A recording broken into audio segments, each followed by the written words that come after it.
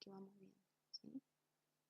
Bueno, no sé qué dice con esto. Ah, bueno, básicamente vamos a hablar del dolor, ¿sí? El dolor tiene como función general, alerta y protección, ¿sí? Básicamente, lo que hace el dolor es informarme de que algo, no sé qué es ese ruido, si les aparece algún mensaje o algo, me avisa. Básicamente el dolor lo que hace es informarme de que algo no se está llevando a cabo como debería llevarse, ¿sí? Por eso es que yo tampoco tengo muchos mecanismos para adaptarme al dolor, porque no debería adaptarme al dolor, ¿sí? Me puede estar informando de que hay algún daño en algún tejido, ¿sí? Porque puede recibir diferentes tipos de estímulos, ¿sí? No solamente estímulos mecánicos, sino también modificaciones químicas, ¿sí? Pueden ser receptores que se encuentren a nivel visceral. Entonces, no solamente puede ser mecánico, como les digo, también puede ser químico o puede también ser térmico. A la larga, un constante estímulo, por ejemplo, los receptores de calor, me va a terminar produciendo dolor, ¿sí? Pero empieza por el calor, ¿ok? Entonces, básicamente la función del dolor es proteger, ¿sí? O protección. Me puede estar informando que algo no está funcionando bien, entonces puede ser que me sea un principal indicador de enfermedad. El dolor es, entonces lo vamos a ir anotando acá. Tiene función de protección, ¿sí? Me puede alertar sobre la enfermedad, es el principal motivo de consulta en los pacientes, eso seguramente lo vio Maru en Semio, es el principal motivo de consulta, ¿sí? El paciente viene, ay, me duele, si no, no van a la guardia. Y me puede estar informando, es generalmente el principal mediador o el principal informador de que algo no está andando bien, por eso es que tiene poca adaptación o poca adaptabilidad, ¿sí? Poca adaptabilidad. Bien. Cuando yo hablo de dolor, también tengo que saber que el dolor está vinculado a la percepción, o sea, es decir, llega a la corteza somatosensitiva y a las áreas 3.1 y 2 de Brodmann, sí llega. Pero cómo yo voy a vivir la situación de dolor va a estar íntimamente vinculado con un montón de cuestiones superiores, no solamente de lo que yo percibo a través del área 3.1 y 2.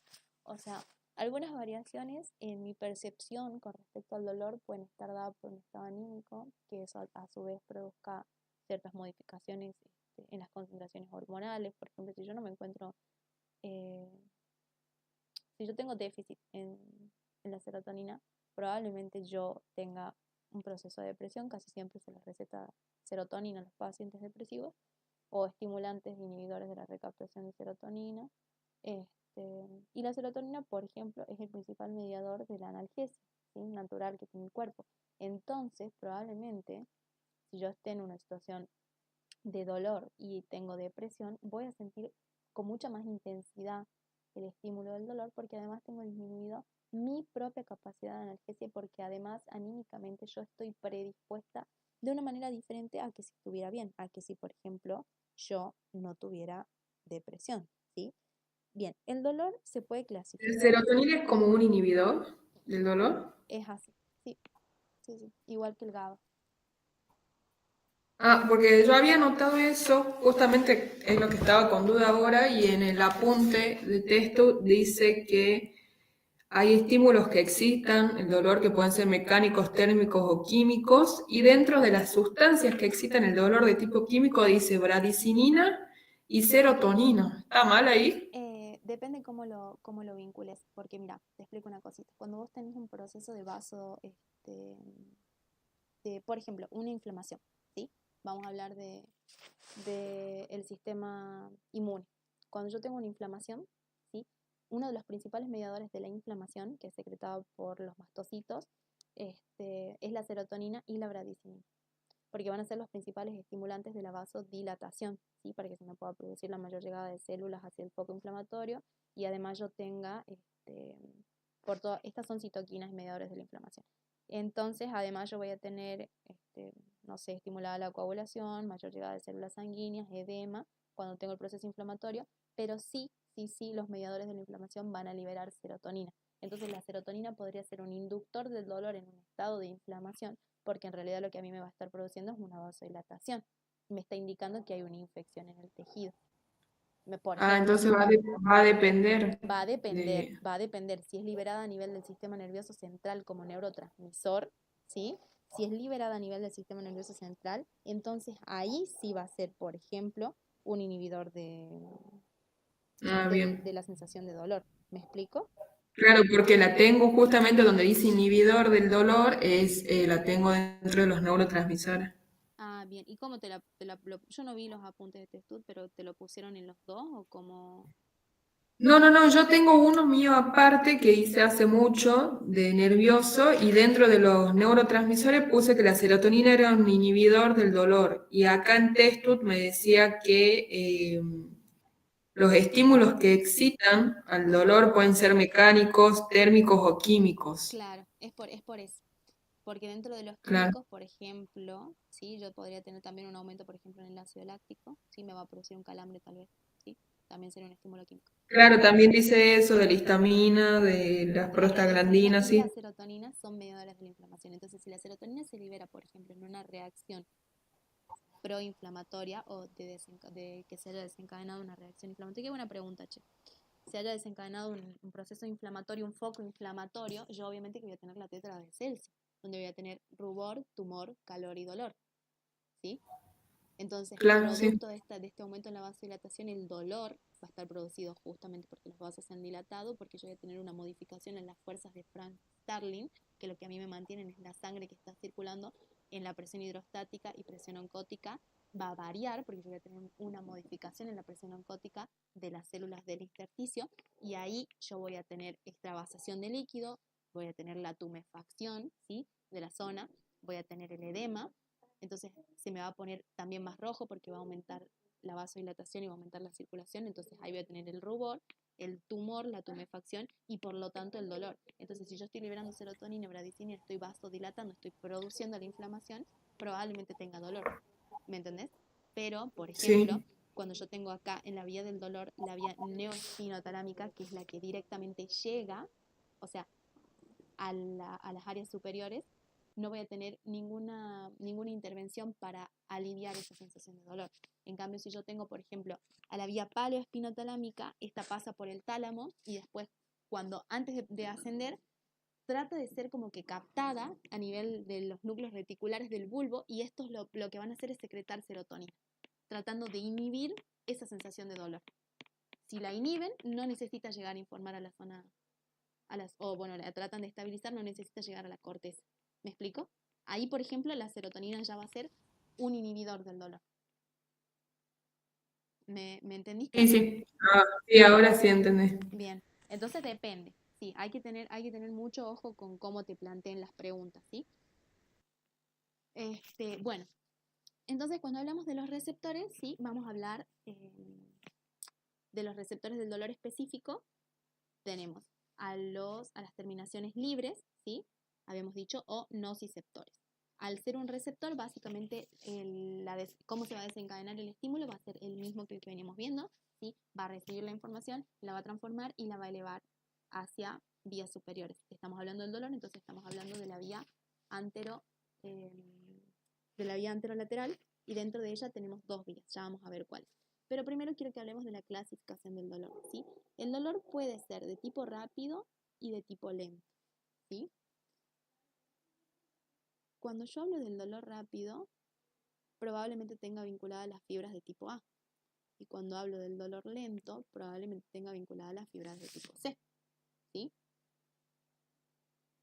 ¿Se acuerdan? Cuando yo les expliqué las fibras, les dije esto lo vamos a volver a ver en dolor. Bueno, acá está. Las fibras de tipo A lo que van a hacer es desencadenarme a mí un estímulo rápido. O sea, el dolor rápido es porque yo de pronto percibo el estímulo y transmito esa señal porque esta fibra está muy mielinizada. Generalmente son las fibras tipo A, D. Ay, no sé qué pasó acá. Ahí está. Son las fibras de tipo A delta, ¿sí? que al estar muy mielinizadas van a producir un dolor de tipo agudo, ¿sí? Punzante, fuerte. ¿Me explico? Ahora, tengo las fibras de tipo C que lo que van a hacer es transmitir con menor velocidad el dolor.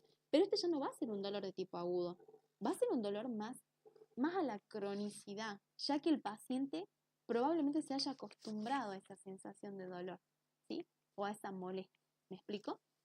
Esto porque además la transmisión, ¿sí?, de este estímulo va a estar ligeramente disminuida. No es que no va a haber transmisión, sí va a haber impulso, pero va a ser menor, va a ser más lento y va a llevar a la cronicidad. Porque no es un potencial de acción rápido que se... Les pido disculpas por las palabras. No es un potencial de acción rápido que se desencadena y se puede cortar y que tiene un impulso saltatorio, sino es más bien un potencial de acción lento que va despolarizando toda la membrana, ¿sí? Bien. Entonces tenemos diferentes tipos de dolor, ¿sí? Y además tenemos diferentes estímulos para el dolor, ¿sí? Cuando nosotros hablamos de los estímulos para el dolor, tenemos los estímulos mecánicos, ¿sí?, que pueden ser simplemente por los receptores de presión. Tenemos los estímulos térmicos, que pueden ser por los receptores de temperatura, como les explicaba lo del calor. Y tenemos los estímulos químicos, que eso ya, cuando me hicieron la pregunta, ya los mencioné. Así que solamente los vamos a escribir acá, ¿sí? Tenemos estímulos mecánicos, estímulos térmicos. Si eran estímulos mecánicos, probablemente eran los receptores de Meissner. Si eran Pacini, si eran estímulos térmicos, eran los de Krauss y Ruffini. Y si eran un estímulo químico, ya estamos hablando de variaciones internas. Por ejemplo, el ejemplo del ácido láctico que yo les había dado y el ejemplo de bradicinina que vos viste que está genial. Viene muy bien. ¿Por qué? Porque son mediadores de la inflamación. Entonces, si quieren que pongamos acá, por ejemplo, presión, un ejemplo, acá por ejemplo calor, y acá en químico vamos a poner inflamación. Re bien, me encantó. Me encanta y me encanta que participen también, ¿sí? Entonces, ¿cómo se llama el receptor del dolor? Nociceptor.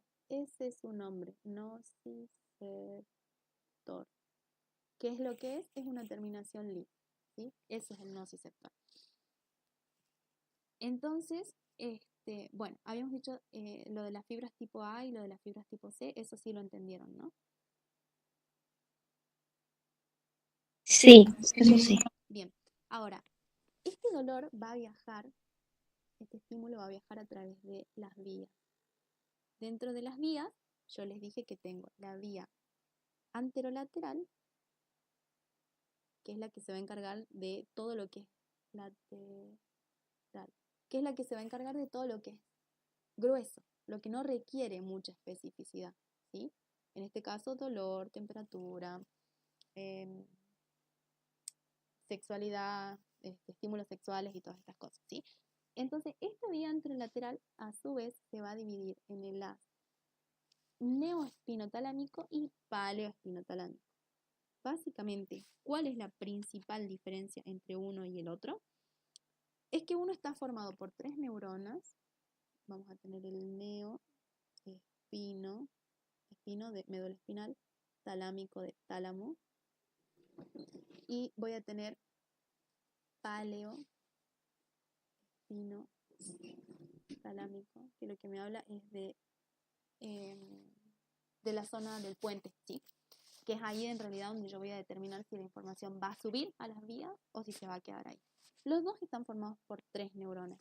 La única diferencia, ¿sí?, es que el paleoespinotalámico, puede suceder que no llegue hacia los centros de integración, ¿sí?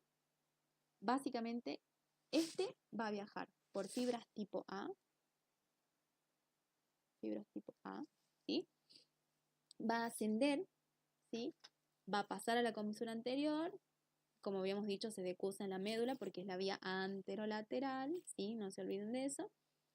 Y va a llegar al tálamo y a la corteza. O sea, fibras A va a pasar al tálamo y a la corteza. Esto va directo. ¿Por qué? Porque se encarga de topognosia, se llama, ¿sí? Que es tener idea, ¿sí?, de dónde a mí me está doliendo o dónde está la afección, por así decirlo. Ahora, cuando yo hablo de la vía paleoespinotalámica, voy a tener un recorrido por fibras de tipo C. Entonces yo ya sé que va a estar más asociado al dolor lento, al dolor crónico, ¿sí? Y su distribución cuando asciende, o sea, si bien se decusa en la médula hacia el área anterior, cuando asciende va a pasar por un núcleo que es muy importante, que es el núcleo reticular del bulbo, ¿sí? Ahí va a estimular, ¿sí? Va a pasar por el bulbo, habíamos dicho núcleo reticular, va a tratar de estimular la liberación de serotonina para inhibir esta sensación de dolor. Después va a pasar por el mesencéfalo, ¿sí? Y ahí se va a determinar si es que va a llegar a la vía superior o no. No necesariamente va a llegar. Entonces, esta al ser por fibras A y al ser rápida, el principal neurotransmisor va a ser el glutamato, ¿sí? Y esta, al pasar por la vía lenta, el principal neurotransmisor va a ser la sustancia P, ¿sí? Esos son los neurotransmisores que van a formar parte de la comunicación del dolor rápido, del dolor lento, y que van a los determinantes de que si va a llegar o no a las fibras superiores. ¿Por qué el bulbo determina? Porque acá yo puedo liberar serotonina para tratar de compensar el dolor. ¿Sí? ¿Me explico? ¿Me van siguiendo hasta ahí? Entonces, el principal neurotransmisor es la sustancia P y el glutamato. Bueno, ¿hasta ahí se entendió? Sí, yo sí. Y vos, no sé quién me habló. ¿Hablaste vos, Maru, no? Las dos dijimos al mismo tiempo. Bueno, listo. Bien, entonces eso sería con respecto a los neurotransmisores más importantes, ¿sí? Ahora, cuando hablamos de analgesia, ¿sí? Básicamente son los mecanismos que tiene el cuerpo para tratar de... Perdón, esto seguramente lo van a poner en un choice, ¿no? ¿Cuál es el neurotransmisor que utiliza, no sé, la vía del del dolor rápido. dolor rápido, Sí, por ejemplo? sí. Ustedes siempre acuérdense Ah, que el glutamato es rápido, ¿sí? Y que bien. paralelo al glutamato yo puedo tener, ya vamos a ver analgesia y van a entender cómo funciona GABA, ¿sí? Ahora les explico analgesia. Bueno, Bueno, sí, pero puede ser una pregunta, puede ser una pregunta. Cuando vemos analgesia, ¿sí? Hablamos de la capacidad que tiene nuestro sistema nervioso de hacerle frente a estas situaciones de dolor, ¿sí? Para tratar de volver a un equilibrio, básicamente. El principal neurotransmisor que yo tengo es el GABA, y la serotonina, ¿sí? Son los principales neurotransmisores de la analgesia. ¿A dónde se van a sintetizar? Tienen diferentes áreas de síntesis, ¿sí? Tenemos más que nada la zona bulbo-protuberancial, ¿sí? Que es donde tenemos, por ejemplo, la liberación de serotonina, también está a nivel del sistema límbico la liberación de serotonina, ¿sí? Básicamente, lo más importante que ustedes no pueden no saber es que cuando yo tengo una vía del dolor, paralela a esa vía del dolor, voy a tener una vía que la puede llegar a inhibir, ¿sí? O sea, les explico acá. Cuando yo tengo un estímulo, por ejemplo, supongamos de la vía del dolor rápido, ¿sí? Donde tengo las terminaciones nerviosas acá, así, ¿sí? Esto va a viajar por una fibra tipo A. Paralela a esta fibra tipo A, yo voy a tener, vamos a hacer un rosa para que se vea bien, una fibra tipo A, pero beta o alfa, ya no delta, ¿sí? ¿Se entiende? Y lo que va a hacer es que si yo estimulo esta vía, por ejemplo, puedo liberar GABA. ¿Qué es lo que va a hacer el GABA? Va a ir a inhibir al glutamato que se me va a estar liberando acá. ¿Me explico? ¿Cómo puedo yo activar esta vía?